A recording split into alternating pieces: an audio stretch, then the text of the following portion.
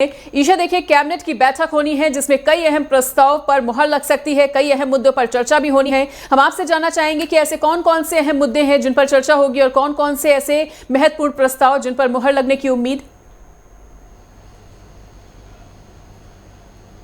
देखिए मनीषा, इस वक्त मैं हरियाणा सचिवालय में ही मौजूद हूँ। धीरे धीरे करते जो मंत्री हैं वो पहुंचने शुरू हो चुके हैं। जो बैठक है वो 11 बजे मुख्यमंत्री नायब सिंह सैनी की अध्यक्षता में होगी।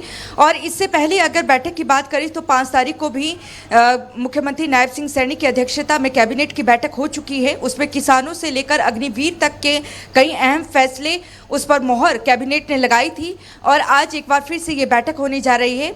लेकिन इस बैठक को लेकर जो पूरी उम्मीद जताई जा रही है वो यही है कि मॉनसून सत्र की तारीख का ऐलान आज की बैठक में हो सकता है। और मॉनसून की तारीख को लेकर जो मॉनसून सत्र होने वाला है हरियाणा का, जो अंतिम सत्र भी रहेगा, उसकी तारीखों पर मुहर लग सकती है। जिस तरीके से अगर हम आखिरी सत्र की बात करें तो 13 मार्च को बुलाया गया था और 13 सितंबर को 6 महीने का अंतराल जो है पूरा हो जाएगा। 6 महीने के भीतर सेशन बुलाना होता है।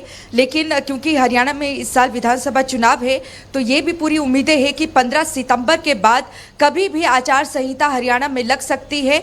तो इन सब के मद्देनज़र ये माना जा रहा है कि जैसे ही जिस तरीके से केंद्रीय बजट सेशन चल रहा है 12 अगस्त को वो ख़त्म हो जाएगा और उसके बाद की तारीख जो है उसी का ही ऐलान यहाँ पर किया जाएगा कैबिनेट की बैठक में। और ये कयास है कि अगस्त के आखिर में हरियाणा का जो आखिरी सत्र है मॉनसून सत्र वो हो सकता है। उसकी तारीखों पर ही आज कैबिनेट की बैठक में मुहर लग सकती है।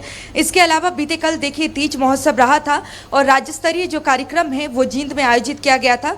महिलाओं को लेकर कई घोषणाएं मुख्यमंत्री नायब सिंह सैनी की तरफ से की गई थी, जिसमें कहा गया था कि पीएम उज्ज्वला योजना जो चल रही है उसके तहत अब दायरा बढ़ाया गया है और 500 रुपये में गैस सिलेंडर उन महिलाओं को दिया जाएगा जिनकी जो आर्थिक स्थिति है, जिनके परिवार की आय सालाना आय 1,80,000 से कम है।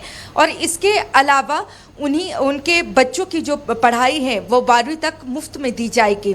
तो आज जो महिलाओं को लेकर जो फैसला बीते कल जिसकी घोषणा की गई है उसे ही आज कैबिनेट की बैठक में मंजूरी दी जा सकती है। ये तमाम वो कयास लगाए जा रहे हैं। और 2 दिन पहले ही केंद्रीय गृह मंत्री अमित शाह ने दिल्ली में अपने निवास में हरियाणा विधानसभा चुनाव को लेकर अहम बैठक भी की थी। और पूरी रणनीति के साथ बीजेपी अब इस चुनाव मैदान में उतरेगी। मुख्यमंत्री का चेहरा यहाँ पर बदला गया। लोकसभा चुनाव में कोई इससे सफलता नहीं मिली, ओबीसी चेहरे पर दाव खेला है। और ऐसे में क्या ओबीसी चेहरा पूर्ण बहुमत दिला पाता है विधानसभा चुनाव में, ये देखना होगा। लेकिन उसकी रणनीति बनाई जा रही है। और केंद्रीय गृह मंत्री अमित शाह को एक फीडबैक मुख्यमंत्री की तरफ से दिया गया था कि कौन कौन सी घोषणाएं की गई है, कैबिनेट में किन किन को मंजूरी दी गई है। और अब जो है केंद्र के आह्वान के बाद और केंद्र के आदेश के बाद ही पीएम उज्ज्वला योजना को लेकर बीते कल उन्होंने घोषणा की और आज कैबिनेट में उसको मंजूरी मिल सकती है। और आने वाले समय में और भी कई घोषणाएं कर्मचारियों को लेकर भी सरकार कर सकती है, क्योंकि चुनाव का महीना है, मात्र 2 महीने का वक्त रह चुका है। आचार संहिता सितंबर माह के आखिर में मध्य के बाद कभी भी लग सकती है। इन सब के मद्देनज़र यही माना जा रहा है कि कई बड़ी घोषणाएं हो सकती है, क्योंकि कैबिनेट की बैठक में कुछ ऐसे एजेंडे हैं जिन्हें तत्काल रूप से कैबिनेट की बैठक के दौरान ही टेबल किया जाता है। तो ऐसे में उस दौरान भी किन मुद्दों पर चर्चा की जाएगी ये तो बैठक के दौरान बाद ही पता चल पाएगा। लेकिन ये पूरी उम्मीद है कि मॉनसून सत्र की तारीख का ऐलान हो सकता है। साथ ही महिलाओं को लेकर जो घोषणा पहले की गई है उसे अंतिम मोहर आज कैबिनेट दे सकती है। बिल्कुल जी ईशा, देखिए लोकसभा इलेक्शन में जो रिजल्ट्स मिले उसके बाद ये कहीं ना कहीं कहा जा सकता है कि कांग्रेस भी पूरी तरह से मजबूती में लगी हुई है। तो आपने भी अभी जिक्र किया है कि बड़ी घोषणाएं सरकार की तरफ से संभव है, लेकिन क्या कुछ लोक लुभावन भी घोषणाएं हो सकती हैं? बिल्कुल।